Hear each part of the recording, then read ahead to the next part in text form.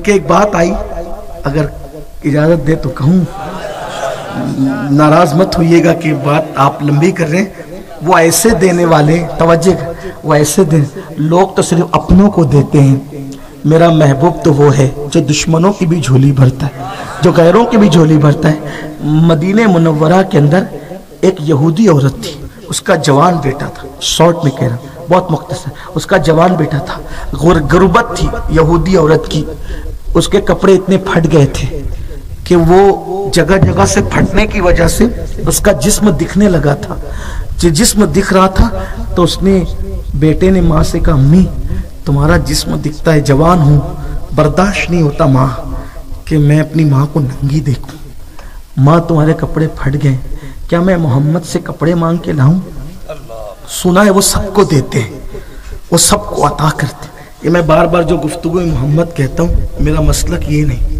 جب بھی رسول پاک کا نام آئے تو القاب کے ساتھ لیا جائے، لیکن چونکہ کافر لوگ اس طرح کہتے تھے تو ان کے جملے میں نقل کر کے ان کا لہجہ بتانا چاہتا ہوں کہ وہ کس لہجے میں بات کر رہے تھے. بس اتنی بات، بس بات اتنی ہے. ورنہ جب بھی آقا کا نام لیا جائے تو بہت ادب کے ساتھ اور بہت القاب کے ساتھ لیا جائے.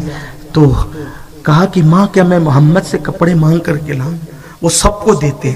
ماں نے کہا بیٹا دیتے تو سب کو ہے، لیکن وہ اپنے مذہب میں لوگوں کو شامل کر لیتے. ہم محمد کے مذہب میں جانا نہیں چاہتے. روح فدا صلی اللہ علیہ وسلم، وہ کپڑے تو دے دیں گے لیکن ہمارا مذہب ہم سے بدلوا لیں گے، چھین لیں گے. پروپیگنڈا تھا. تو ماں پھر، میرا چچا بہت مالدار ہے، چچا سے مانگ کے لاؤں؟ ہاں جا چچا سے مانگ لے. وہ اپنے چچا کے پاس جاتا، چچا میری ماں کے کپڑے اتنے پھٹ گئے، دینے یعنی پہننے کے قابل نہیں، جوان ہو گیا ہوں، ماں کو اس طرح پھٹے ہوئے کپڑوں میں اس کا بدن تو نہیں دیکھ سکتا نا چچا.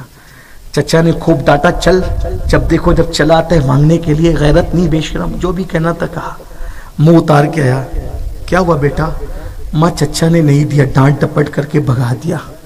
ماں اب تو جانے دو نا محمد کے پاس صلی اللہ علیہ وسلم، اب جانے دو نا ماں. بیٹا وہ تیرا مذہب تجھ سے لے لیں گے. ماں میں جا کر کے ان کے پاس ایک شرط رکھوں گا پہلے کہ ہم مسلمان نہیں ہوں گے، پھر بات کروں گا. دینا ہوگا تو دیں گے، نہیں دینا ہوگا تو نہیں دیں گے. یہ گیا، صحابہ کے درمیان حضور بیٹھے تھے، جا کے کہتا ہے ایک حاجت لے کر کے آیا ہوں. سرکار نے کہا کہو، لیکن ایک شرط ہے، ہم مسلمان نہیں ہوں گے، ہم یہودی رہیں گے، اگر آپ کو مدد کرنا ہو تو کرو ورنہ نہ کرو. حضور نے کہا بولو کیا بات ہے. اس نے کہا میری ماں کے کپڑے پھٹ گئے، پہننے کے قابل نہیں ہے. چچا کے پاس گیا تھا، اس نے بھی مدد نہیں کی. اس وقت اتفاق ایسا تھا، حسن اتفاق، کہ میرے نبی کے پاس بھی دینے کے لیے کچھ نہیں تھا. حضور یمنی چادر اوڑھ کر کے بیٹھے ہوئے تھے. آقا نے فرمایا اگر میرے پاس کچھ اور ہوتا تو تمہیں دے دیتا، لیکن میرے پاس اس وقت دینے کے لیے کچھ نہیں، اور یہ ایک ہی چادر میرے پاس ہے، یہ چادر تم لے جاؤ، اپنی ماں کو اڑا لو، ہم اپنا انتظام کر لیں گے. اس نے وہ چادر لی. اتنی کنڈیشن رکھنے کے بعد بھی حضور نے وہ چادر دی. چادر لی اور روتے ہوئے پہنچا کہ خود کی چادر اتار کے دے دی. کس کو؟ یہ کہنے والے کو کہ ہم یہودیت پہ رہیں گے، مسلمان نہیں ہوں گے. ماں نے کہا کیا ہوا؟ اس نے پورا قصہ بتایا. ماں نے چادر ڈالی، کہا چل، اور لے کر آئی اور قدموں پکڑ کر کے کہتی ہے تم ہی تو سچے ہو، اپنی چادر اڑائیے دنیا میں، اب قیامت کے دن اسی چادر کا سایہ بھی عطا کر دو، کلمہ پڑھا کر اسلام میں داخل.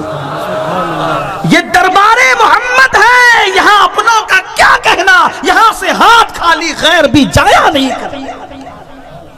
جو غیروں کو نہ بھیجے، ہمارے